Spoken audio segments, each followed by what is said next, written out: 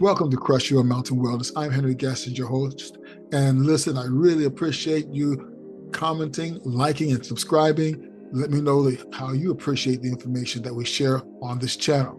Well, today I am honored to introduce to you a truly transformative health and wellness expert, Dr. Tamar Deneshrad. With her impressive credentials as Doctor of Pharmacy, Certified BodyTalk Practitioner, and expertise in BodyTalk Fundamentals, Tamar has dedicated her career and her life to integrating emotional and physical well-being. Her unique approach helps children and adults break free from energy blocks that can trap them in cycles of stress, fear, and even physical discomfort. Tamar works at the intersection of science and holistic healing, using body talking techniques to stimulate positive change in the brain, increase and enhance blood flow and energy supply, and optimize the body's natural ability to heal. And in this discussion, we'll talk about what trauma is, how it affects individuals on different levels, what body talk is, how it's used, and the various unique techniques in her learnings, in her travels, and in her lifelong experience that she delves in and taps into to create change for the better. Get ready, this is going to be a fantastic discussion, and I hope you enjoy this incredible conversation that I had with Dr. Tamar Deneshrad. Tamar Deneshrad, welcome to Crush Your Mountains. So good to have you with us today. Thank you so much for having me. I'm very excited to see what our conversation brings. Yeah, you're an incredible human being. I'm going to tell you right now, absolutely amazing person. In the things that I've learned about you just in the course of our discussions. And the biggest challenge people are facing today, would have to say, is trauma. So let's start there, because that's where, in many cases, you deal with that head on directly. I come across that in my practice in terms of health and wellness, and helping individuals in that space, but really referring to them to people like yourself. So let's talk about big T and little t trauma. Okay, we all have traumas, whether we know it or we don't know it. It starts when we're young. As children, we perceive things that traumatize us. It could be just even an innocent comment from our parents, but that trauma gets stored, and part of us gets stuck at that age. So every time that particular situation comes up, we're not, let's say I'm 30 or 50 or 60, whatever, we go back to that age of 3, 4, 5, and we behave the same way that 5-year-old behaved. So part of us gets stuck at that age in that trauma. And by finding those traumas and bringing our pieces back to us right now, then we can function and grow and reach our full potential. How does a person go back to that state? Or at least, let's just say, how do they consciously identify that state? By noticing our patterns. Are there similar patterns, or is each one fingerprint to the individuals? Fingerprint to the individual. Really? Okay. Yeah. And these are like little traumas that hold us back. And you have to know the power of these little traumas, because we cycle back to them all the time. Let alone people that got abused, or, any kind of abuse, or something like we're having fires in LA, children that are going through this, they're traumatized, let alone the adults. So it can be big traumas like that, or it can be tiny little traumas that happen because our mother said something or our father said something. Yes. That's very interesting. It's interesting. My wife and I were visiting a couple of congregations in the area that were looking at some Ukrainian refugees, and I had the privilege of meeting this young family, and I looked at this young boy, this little boy. He had to be about 6 or 7, and you can just see the trauma right there on his face and his eyes, the way his forehead kind of bunched up, and this intense lingering sadness, and of course, war must do terrible things to a child, just in the experience of it. But that's the big thing. But then you have situations like maybe a little boy gets body slammed at school, and it's never really addressed by the parents. Wouldn't that be, I would say, multiple trauma?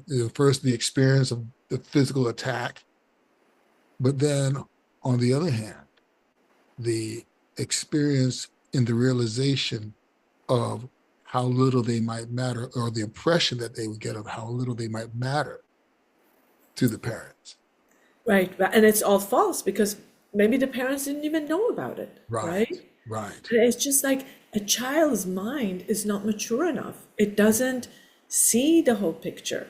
And when a part of us gets stuck at that age, then, we start isolating. Like, let's say if somebody got body slammed, right?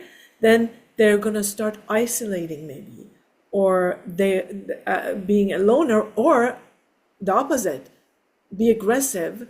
so that it doesn't happen to them again. So Mhm. it can Mhm. go either way, right? Right. Absolutely. Absolutely. It's very interesting to see how individuals respond on that level, on the individual level. And even in terms of uh, you know, immediate response. I've seen families when there's a trauma that happens, or let's just say a situation comes up. Okay, each person kind of reverts to certain movements that they developed as kids. So they might start rocking back and forth and hugging themselves, or they might, or they might start kind of shaking, or certain things like that. Now these are the adults that are doing that. Right? You know? Because the part of them is still at that age. So what techniques do you use to help them release that part? You see, it's very individual. It depends. Because I have a lot of tools, Yes, I know. I use whatever it is required at that moment for that person. You Is it know, is it evidentiary, or is it intuitive when you're dealing? I think it's more intuitive. Yeah. For me, it's more intuitive. I'm like, oh, this tool would be helpful here. It just pops into my head. It could Mhm. be one of the techniques of body talk. It could be, oh, this person needs to have an access bar session. Or it could be, oh, this concept from Kabbalah could be very helpful. Or Mhm. it could be Mhm. just honestly just doing family constellation and going directly to that event and bringing the involved people into the situation and correcting it.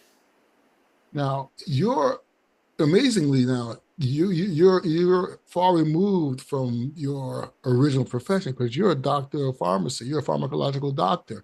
So, what made you make that change? Honestly, ever since I was 5 years old, I wanted to be a doctor, like a medical doctor, Mhm. right? Yes. So when I grew up and I was pre-med at UCLA, I started thinking, do I really want to be with my kids when I eventually have them, or do I want to be a doctor? So I decided I'm going to look for a health professional that has more flexibility so I can Mhm. raise my kids Right. that I didn't have yet. So then I chose pharmacy. But as I was attending pharmacy school and I saw, wait a minute, you give a drug and it does X, but it has 2 pages of side effects. Mhm. I started thinking, oh, there must be a better way. There must be something else that can help people. So that's when I started looking into like homeopathy and naturopathy, and then later on I found body talk, access consciousness. I was in Kabbalah from the beginning, and just recently I found the last year or two I found family constellation, and it's just like the tools show up that attract me, and I just start studying and adding it, and it's medicine has its place, Right. but it can't help traumas. It's interesting because I was listening to a program, and I have his book, the Biology of Belief, with Dr. Bruce Lipton, Right, right, and it's so interesting that we're now understanding the power of epigenetics and the power of what they call the mind-body connection, only because someone connected the dots between mind and body. There was never a separation as if there's the mind and this is the body. They need to be connected. It's more of, hey, the body and mind are one unit that have a function and a flow. And people are just now discovering that.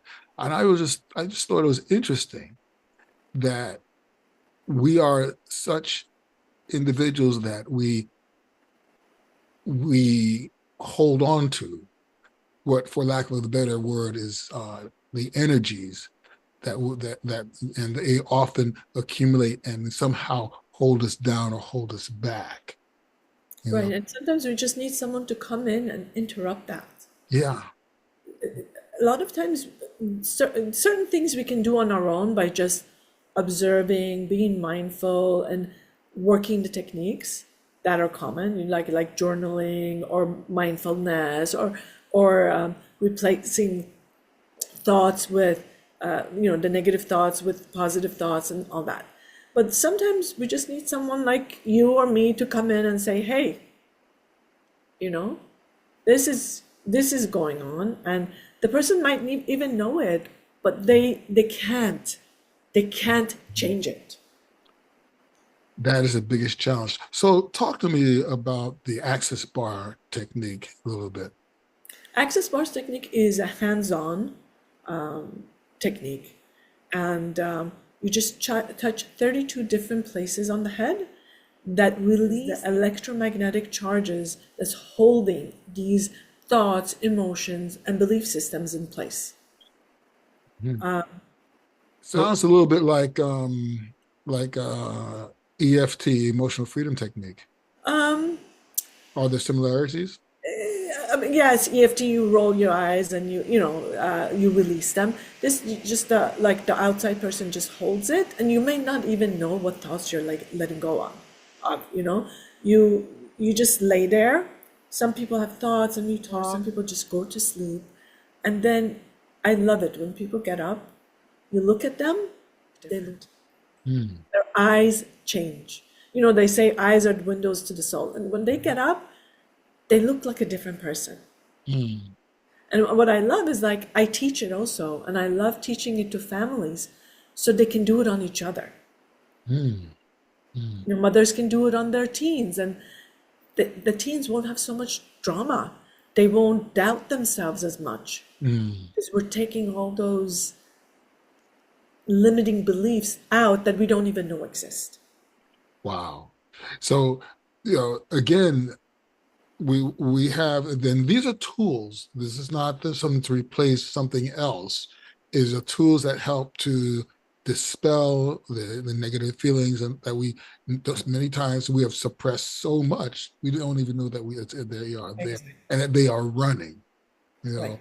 It's kind of like running engines that we do not know have been switched on. Right. That's right. That's right. Yeah. And what happens with access bars when you get it done? All of a sudden, you don't have that chatter. Yeah. It's like, oh, okay, my mind is quiet. I don't have all those things that are talking in my head. One time I had a client that got a bar session. She called me the next day and she said, is it normal? I've been wanting to do something for like 20 years, and all of a sudden today I did it. She wanted to start a project and she just couldn't. And all of a sudden she got up in the morning and did it. Wow.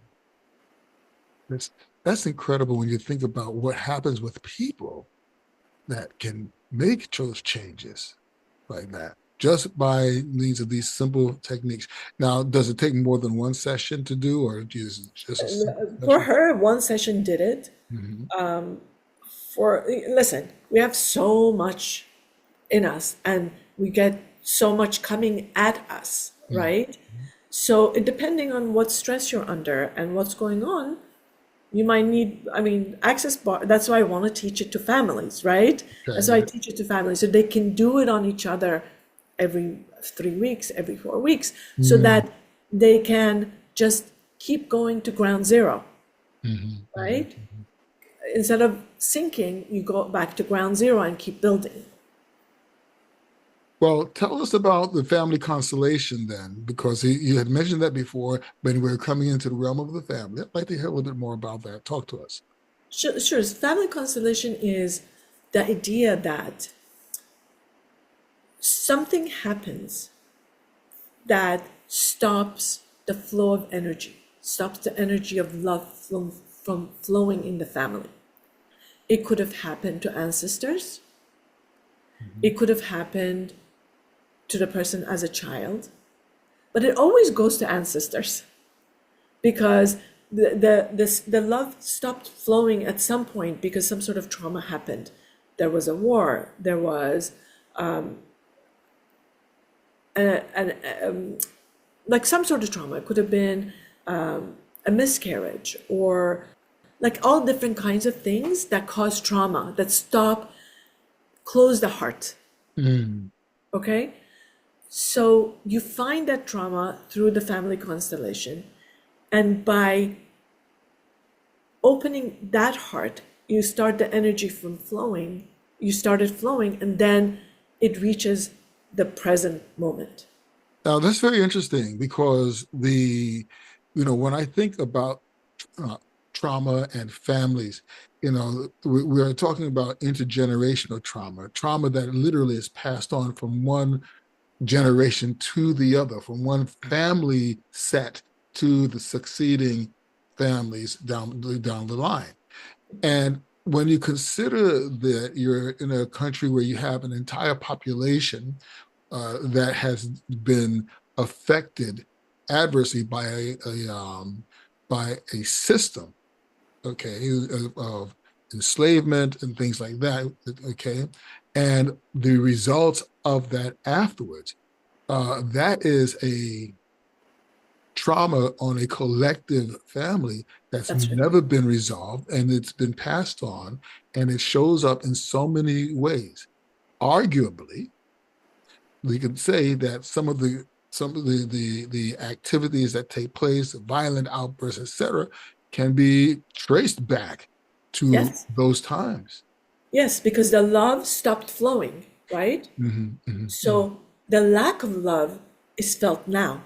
So the Hmm. person feels like a victim. Hmm. Hmm. Hmm. When there is a victim and perpetrator, it has to repeat itself Hmm. because it's trying to resolve. The system is trying to resolve it. And the only way to resolve it is to bring the love. Hmm. Hmm.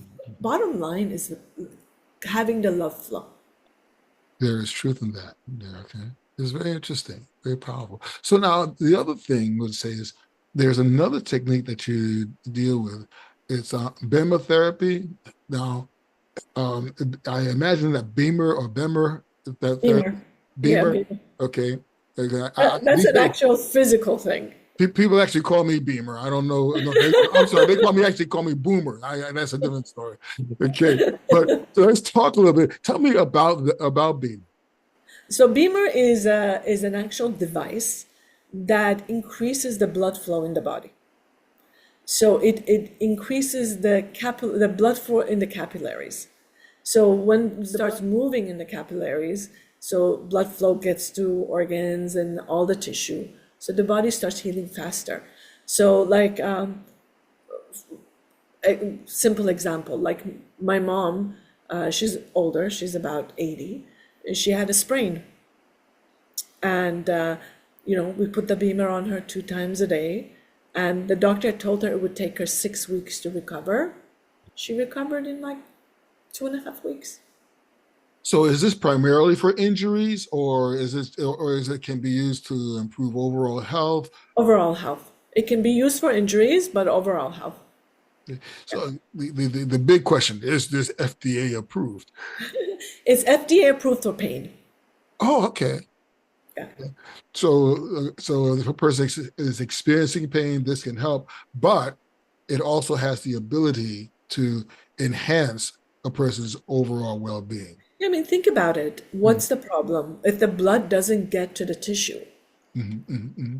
the tissue can't uh, be fed, the tissue can't detox. So you increase blood flow. There you go. Mm. That's pretty cool. That's really cool. So when we think in terms of the motion emotion connection, how does movement come into play with the way you work with your clients and helping them to release those energies?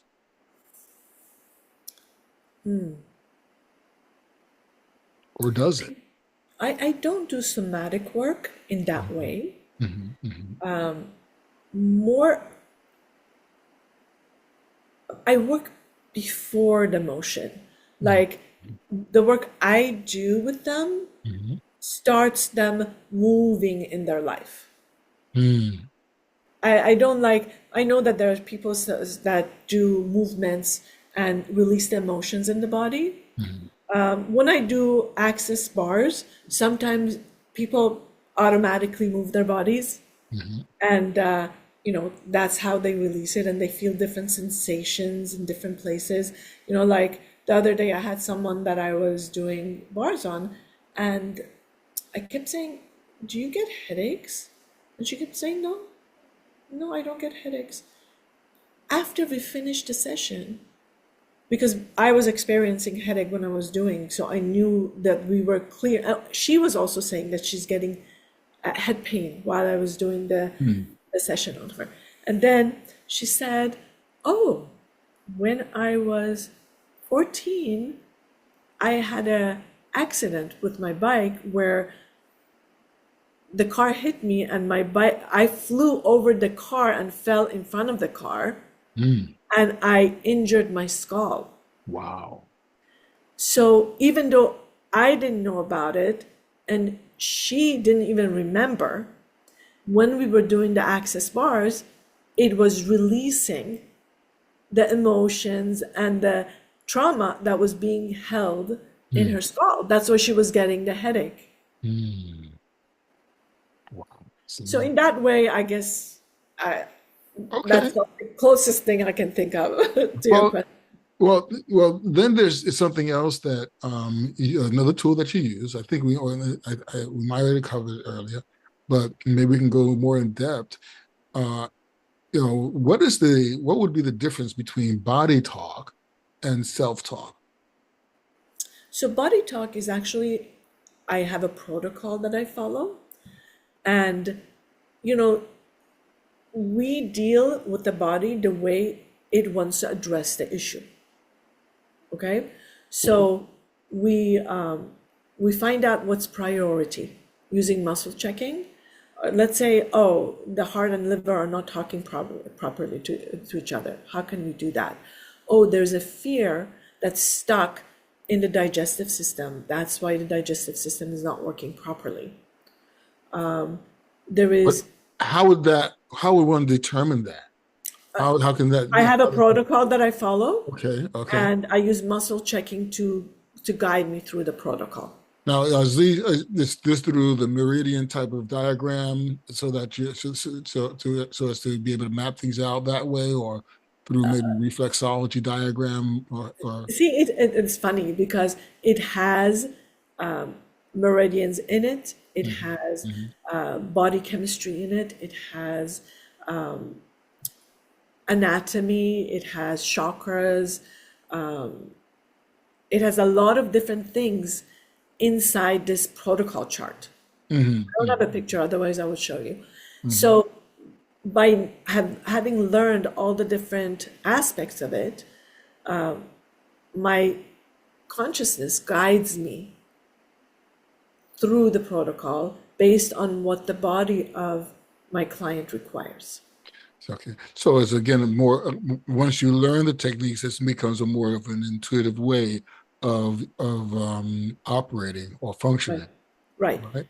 In the beginning, you use muscle checking more, but at the end, like, it just comes to you. So when the person, so I think I'm also stuck on the word on the part of the word that says talk. So where does the talk come in? And are you talking to your body? Is the body talking to the person? Are they becoming just aware of their own or the consciousness of their physiology? What defines talk in this case? It's my consciousness talking to the consciousness of their body. Hmm. Okay. Okay. So it's again the deep intuition, being sensitive to the subtle changes of the individual, be it their facial changes, be it the musculature, um, even subtle shifts in posture. All of that would come into play. It can, yeah, but I can also use muscle checking to find out because, Mhm. sometimes I ask them like, do you have an injury? No, I don't. But the body says they have an injury, Yeah, but they don't remember, I remember. Mhm. you know, And would and that be, I'm sorry, I was just wondering, would that be, say, well, okay, because maybe one arm or one part of the bicep seems a bit stiffer than the other, or would that indicate or would you find some sort of softness or hardness that shouldn't be I there? actually don't touch the body. I Okay, just use I can do body talk remotely, so I okay, can do it on Zoom, okay. or I can do it in person using the wrist of the person to muscle check. Okay. It's very, very light touch. There is tapping involved Mhm. once I clear, and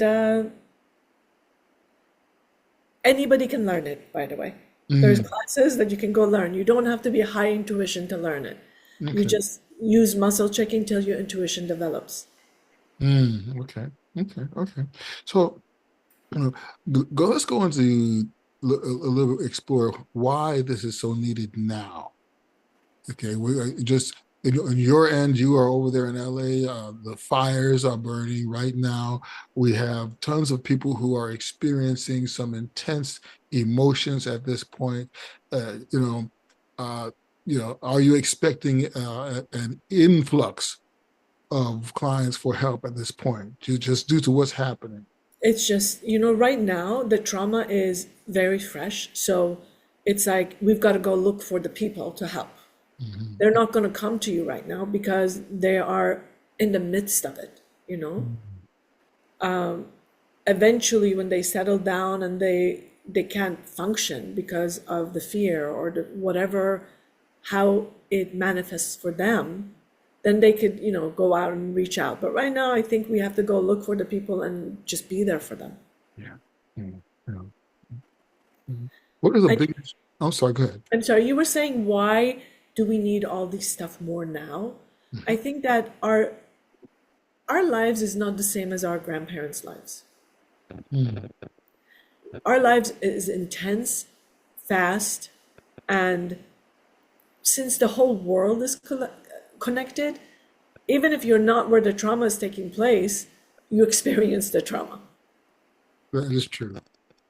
So that's why this is more needed right now. This work is more needed, and people want to step up. They want to change. They want to grow. They want to be who they're meant to be. There's also more push for that. No, I don't think our grandparents thought about that. They thought, okay, I'm gonna work, feed my kids, take care of them, and that was it. But there's a difference of awareness nowadays in terms of people that people are, especially now that the concept of work has shifted in a lot of ways. People are now considering where they'd like to be in life, what they'd like to do. Even the idea of what it means to be to what age means. Okay, they used to say they used to say that 60 is the new 40. Now they're saying 60 is the new 30. So I'm 30 years old, thank God. So am I. Yeah. Well, I always thought you were at least 22. So I don't know, but you know, we have to we ask ourselves, or we would rather ask you, you know, how often have you come across individuals that were just beyond that state of assistance? What do you mean? Okay, are there individuals that these techniques can't help? Oh, I see what you're saying. Um, yes, because there are individuals that maybe my techniques are not helpful to, so they need to go to someone else. Or there are individuals that haven't decided that they want to be helped. Hmm. Now, qualify that for me. Are you saying that a conscious decision, or No, is it? it's like they're so stuck in their story Mhm, mhm, mhm, that if they change, that means they won't be that story anymore. The mhm, story is more important to them mhm. than actually getting what they say they want. Can you give us an example of someone who just couldn't get past that? Um, well, I'm still working with them, so it's we're still working on it. So they didn't give up, you know. Like they know all the okay, this happened when I was a child, and I'm repeating the pattern that I had with my mother. I'm repeating it with my wife, and you know, now my daughter is being the same way. Like they see the patterns, they see the story, but they didn't get to the place of, oh, I can change this. Hmm. They know that they want the relationships to be better, but they didn't get to the decision of, I am the one that's going to change it.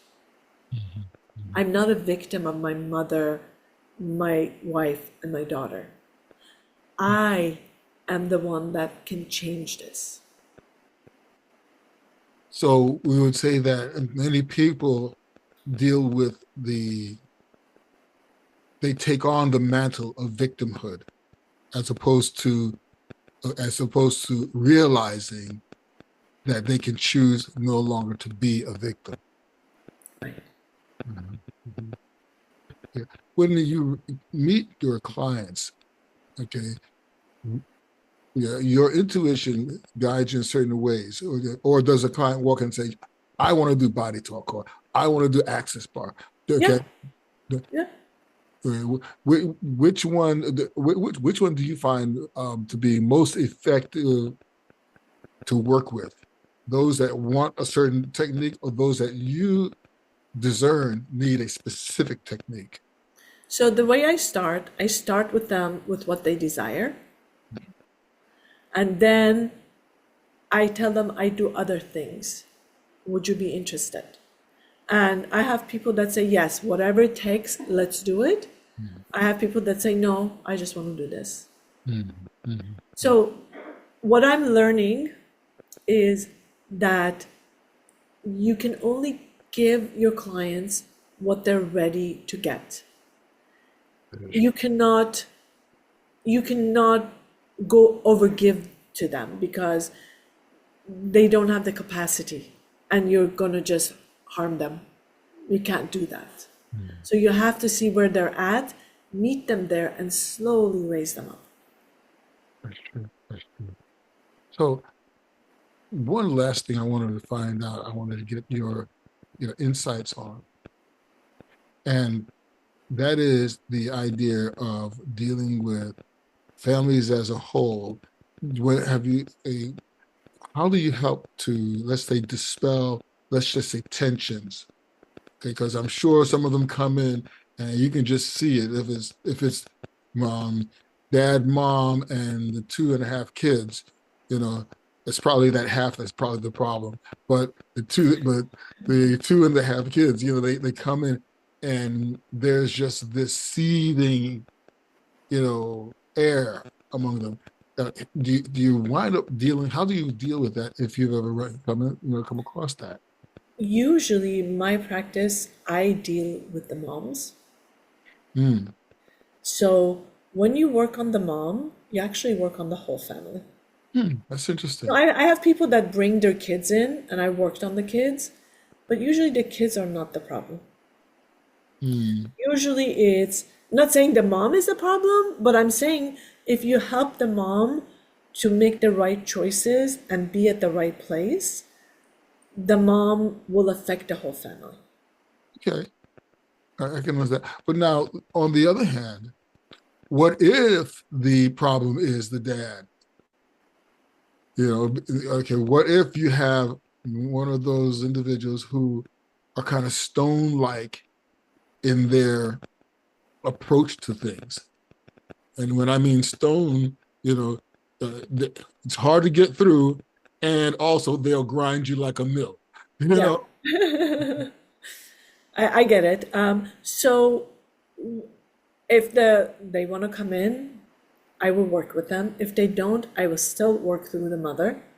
And through body talk, you can actually address the whole family matrix. hmm, And by working on the family matrix, you affect everyone.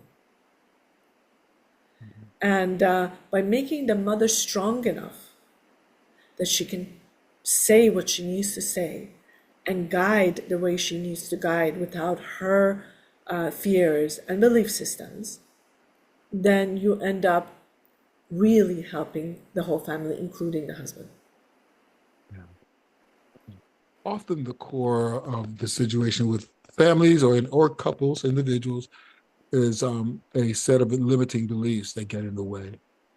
And so, dispelling those things are definitely things that something that will go a long way, to help individuals. It's been a joy just hearing you and tapping into your insights. And I want to thank you for spending this time with us today. Thank you so much for having me. But I got one more question for you. Oh, okay. And I ask this of all my guests. So, with everything that you've got, and by the way, you have a beautiful website. People that want to go to Healing um, with Tamar, you could go to the website, and you could make sure that I say the website address properly. Why don't you say it? Healingwithtamar.com. Healingwithtamar.com. You can find her on Facebook, but I would recommend personally her excellent website because it gives you great information and insights, and you learn a little about her as well. But Tamar, I may ask you this question, okay? Tamar Deneshrad, what does it mean to you to crush your mountain? For me, it means to constantly be on the lookout for anything that's holding me back and crush every step and move up. We all have doubts about ourselves. We all think that there are things that it's impossible for me to do. And that mountain can crush you. But once you start thinking, I can do this, what would it take for me to overcome this? What would it take for me to overcome this? Asking the universe, asking ourselves, and just, leveling up, and crushing every step. I like that. Crush every step. So it's a beautiful thing that we can do is to be cognizant of the things that give us fear, being aware of the things that get in the way and keep us stuck. So we have individuals out there like myself that will help individuals to lower glucose, reverse type 2 diabetes, uh, improve longevity, I won't de-age you, but we can certainly help you with your aging gracefully. We have individuals like Tamar, who is just an incredible person when it comes to the self-healing, helping the body and the mind heal itself. And so we want to encourage the individuals to do what they can to take care of themselves. And again, this is not anything apart from seeking medical treatment. If you need medical treatment, definitely seek that. But also you got to remember, you want to keep your doctor, your coach, and deal with yourself as a whole person. And that's what this is about. So again, I want to say, Tamar, thank you so very much for joining us. And to everyone, if this was of value to you, please like and subscribe. Leave your comments below. Tell us what you think about Tamar and her beautiful techniques and her wonderful accent and voice. And you just, again, if it's of value to you, like, subscribe, comment, share it with others. In the meantime, as I always say, don't just climb your mountain, crush through it. And we'll see you next time. Thanks again, Tamar. Thank you.